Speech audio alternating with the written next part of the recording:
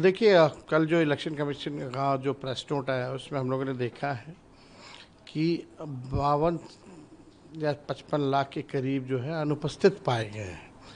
और भी अलग अलग हैं, कुछ मृत लोगों का कैटेगरी में दिया गया है, कुछ जो है दूसरे विधानसभा से दूसरे विधानसभा के वोटर बन गए हैं। ये क्राइटेरिया जो है दिया गया है। अब ये इस पूरे प्रोसेस पे ही हम लोग जो है सवाल उठा रहे हैं कि आप के जो BLOs हैं वो तो खुद ही साइन करके खुद ही अपलोड कर रहे हैं पूरे प्रोसेस का, तो पारदर्शिता तो पूरे प्रोसेस में ही फॉलो नहीं की गई है। ये केवल अचीवमेंट के तौर पे और सुप्रीम कोर्ट में एक आंकड़ा बताने के लिए कि हमने 96% 98% जो है कर लिया है, ये केवल उसकी औपचारिकता जो है वो पूरी की जा रही है।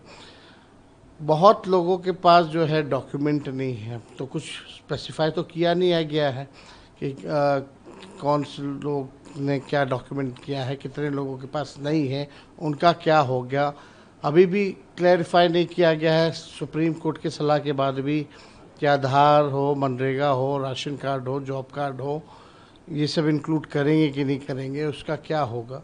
तो बहुत ही असमंजस की स्थिति है, कन्फ्यूजन है, लोगों के मन में डर है कि भाई मेरा वोटर लिस्ट से नाम कट जाएगा तो राशन ख़त्म हो जाएगा, मेरा पेंशन ख़त्म हो जाएगा, जो भी सरकारी स्कीम्स हैं उसका लाभ नहीं ले पाएंगे। तो ये संकट जो है आ रहा है। लेकिन कुछ लोग जो सूत्रों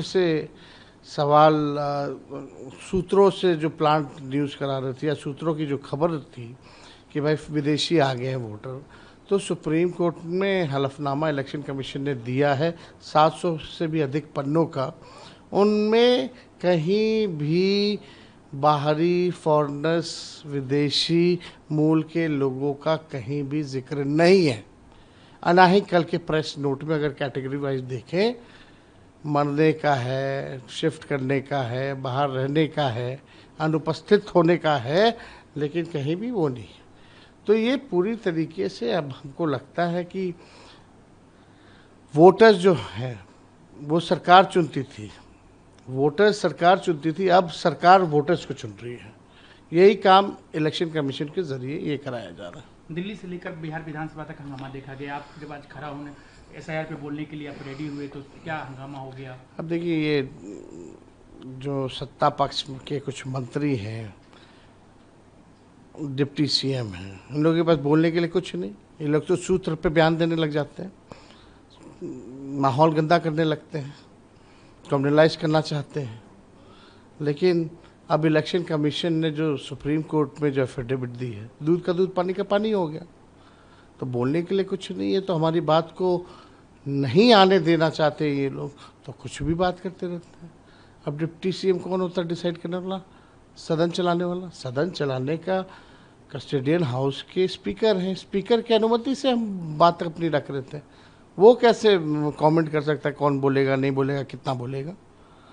जब आप बोल रहे थे नीतीश जी भी आपसे देखिए, Nitish ji out of subject हो गए थे और हम सब लोग कारण जान रहे हैं। हम लोगों को चिंता है उनकी सेहत में जो गिरावट हो रही है इस चीज़ को लेकर के, तो हमारी पूरी संवेदना है। लेकिन इस प्रकार से आप समझ सकते हैं कि हाउस में चर्चा SIR पे हो रही है, मुख्यमंत्री को पता ही नहीं कि क्या चर्चा हो रही है, और वो जो रटा रटाया उनको जो याद है वही एक ही बात जो है वो बोलते रहते हैं।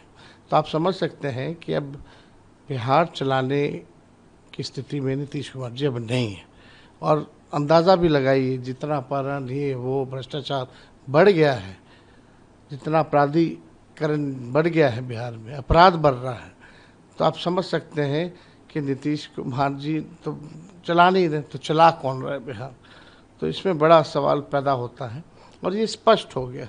हमको नहीं लगता कि माननीय मुख्यमंत्री जी को SIR के बारे में भी पता है कि SIR इलेक्शन कमीशन जो चला रही है।